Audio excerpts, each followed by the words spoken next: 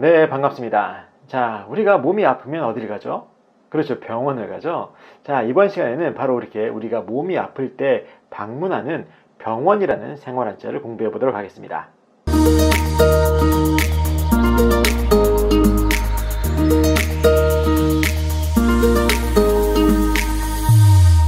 네, 이번 시간은 생활한자를 공부하고 있는데요. 자, 이번 시간에는 우리가 몸이 아플 때 방문하는 그 병원이라는 생활한자를 공부해 보도록 하겠습니다. 자, 이 병원이라는 단어 또한 한자로 만들어낸 단어예요. 그러면 어떠한 한자들이 결합을 해서 병원이라는 단어가 되었는지 살펴보면, 병원에서의 병자는 어떤 병이냐? 바로 병들다 병이라는 글자예요. 병들다 병. 자, 그리고 원자는 그럼 어떤 글자냐? 이 원자는 집원이라고 하는 글자입니다. 집원. 자, 여기서 말하는 집은 우리가 거주하는 그런 집도 집이지만, 여기서 말하는 집은 좀 그거보다 큰 개념이에요. 큰 개념. 그래서 여기서 말하는 원이라는 이 글자는 학원이라고 할 때 쓰기도 하고 병원이라고 할 때 쓰기도 하는 그런 글자다라고 보시면 되겠어요. 아시겠죠? 자, 그러면 한 글자 한 글자 설명을 드릴 텐데, 먼저 병들다 병이라는 글자입니다. 병들다 병이라는 글자는 결합에 의해서 만들어진 글자입니다. 그래서 어떠한 글자들이 결합했나 살펴보면, 이 글자는 윗부분과 아랫부분으로 나눠 살펴볼 수 있습니다. 그래서 이 글자의 윗부분은 어떤 글자냐? 이 글자의 윗부분은 바로 병들다력이라고 하는 그런 부수글자예요. 병들다력. 자, 병든 것을 나타내는 글자다라고 보시면 되겠는데, 이 글자는 재미있게도 상형 글자입니다. 그래서 어떠한 모양을 본떴나 보면, 우리가 병들었을 때 어떤 모습을 하고 있죠? 그렇죠. 우리가 아프거나 병들면 아파서 누워있잖아요. 바로 그 누워있는 모습을 옆에서 보고 본뜬 글자예요, 이게. 그래서 이 글자를 오른쪽으로, 왼쪽이네요. 왼쪽으로 이렇게 90도 딱 꺾어보면 바로 그 윗부분에 있는 게 사람의 머리고, 그리고 그 밑에 부분에 쭉 깔려있는 게 침상이다 라고 보시면 되겠어요. 아시겠죠? 자, 그래서 이 병들다력이라는 것은 사람이 아파서 누워있는 모습을 본떠서 만든 글자였다 라고 여러분들이 생각하시면 되겠고, 그리고 이 글자의 아랫부분은 어떤 글자냐? 이 글자의 아랫부분은 남력병이라고 하는 글자입니다. 남력병. 자, 이 남력병이라는 글자는 그 해석 방법이 너무나 많아요.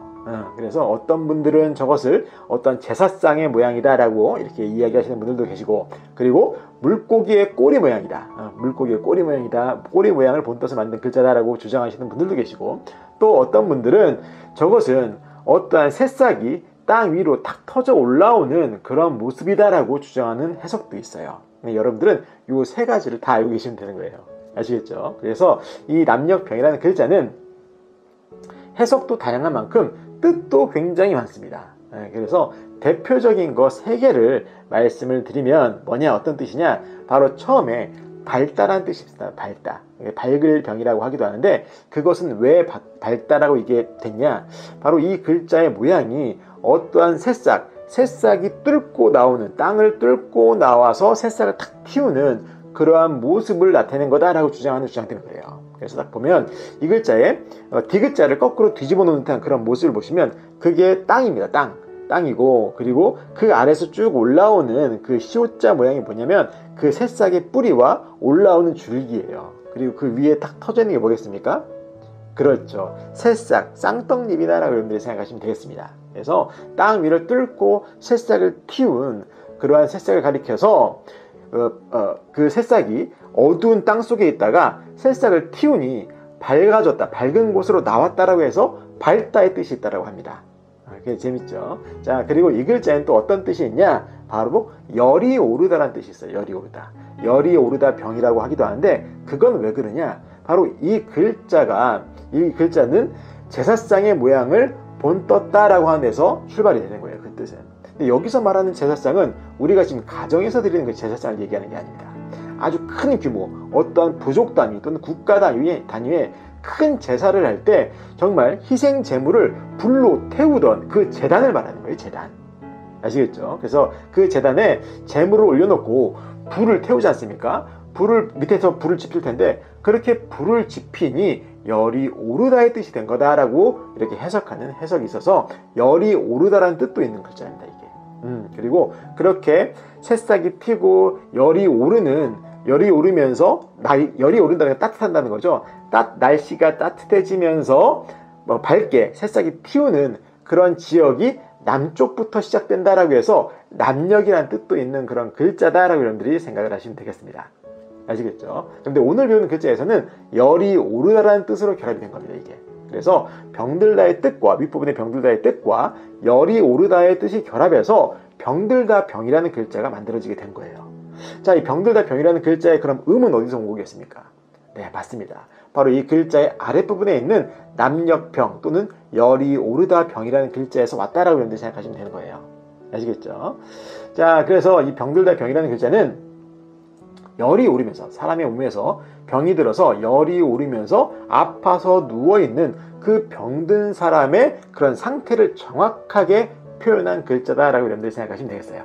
자, 굉장히 재밌죠? 자, 그래서 병들다 병이라는 글자를 이렇게 살펴봤고, 이번에는 원자를 보도록 하겠습니다. 이 원자는 바로 집을 나타내는 집원이라고 하는 글자인데, 이 글자 또한 결합에 의해서 만들어진 글자예요. 그래서 이 글자는 좌측과 우측으로 나눠 살펴볼 수 있는데, 이 글자의 좌측은 어떤 글자냐? 이 글자의 좌측은 바로 언덕부라고 하는 부수글자입니다. 언덕부. 자, 이 언덕부라는 글자는 본래 그 모양이 이것과는 달라요. 그럼 본래 모양을 한번 보도록 하겠습니다.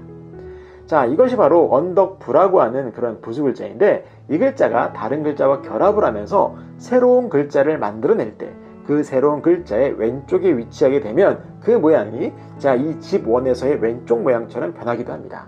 그렇기 때문에 이것은 언덕부라는 글자와 같은 글자다라고 여러분들이 생각하시면 되겠어요. 아시겠죠? 자, 그래서 언덕을 나타내는 언덕부라는 글자고, 그리고 오른쪽에 있는 글자는 어떤 글자냐? 오른쪽에 있는 글자는 완전하다 완이라고 하는 글자입니다. 완전하다 완. 완전하다 완이라는 글자는 이것도 결합에 의해서 만들어진 글자인데, 뭐가 완전한 거냐라는 거죠. 그래서 그걸 알려면 이 글자를 나눠 살펴봐야 되는데, 이 글자는 윗부분과 아랫부분으로 나눠 살펴볼 수 있어요. 그래서 이 글자의 윗부분은 어떤 글자냐? 사람이 사는 집을 나타내는 집면이라고 하는 그런 부수글자입니다. 그리고 이 글자의 아랫부분은 어떤 글자냐? 이 글자의 아랫부분은 바로 으뜸원이라고 하는 글자예요. 으뜸원. 그래서 으뜸과 집이 합된 겁니다. 두 개 합하면 뭐가 되겠습니까?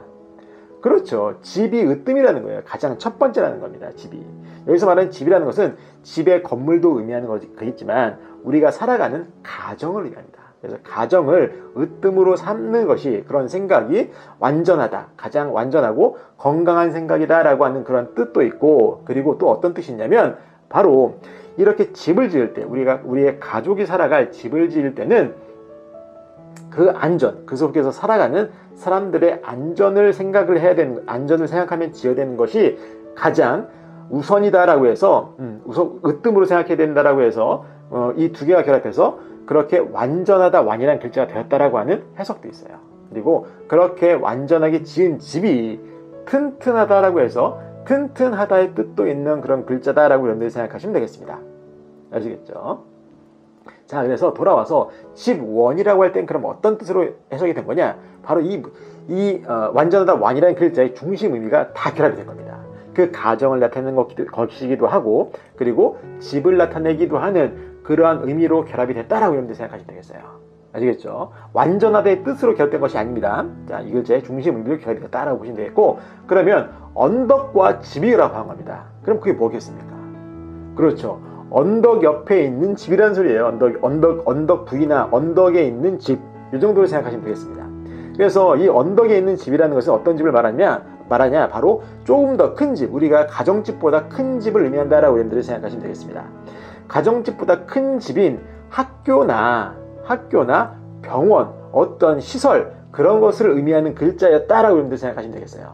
아시겠죠? 자, 그래서 옛날에는 큰 집, 옛날에 서당이나 아니면 서원 같은 데가 언덕, 또 산속 같은 데 있잖아요. 절 같은 거, 그런 것들을 표현한 글자예요, 이게 바로. 그래서 절도 그런 언덕 산속에 있고, 어떠한 서원도 산속에 있었기 때문에 그런 것을 나타낸 집보다 큰 집을 의미하는 글자였다라고 보시면 되겠고, 그래서 돌아와서 결국엔 오늘 배우는 병원이라는 단어는 뭐겠습니까?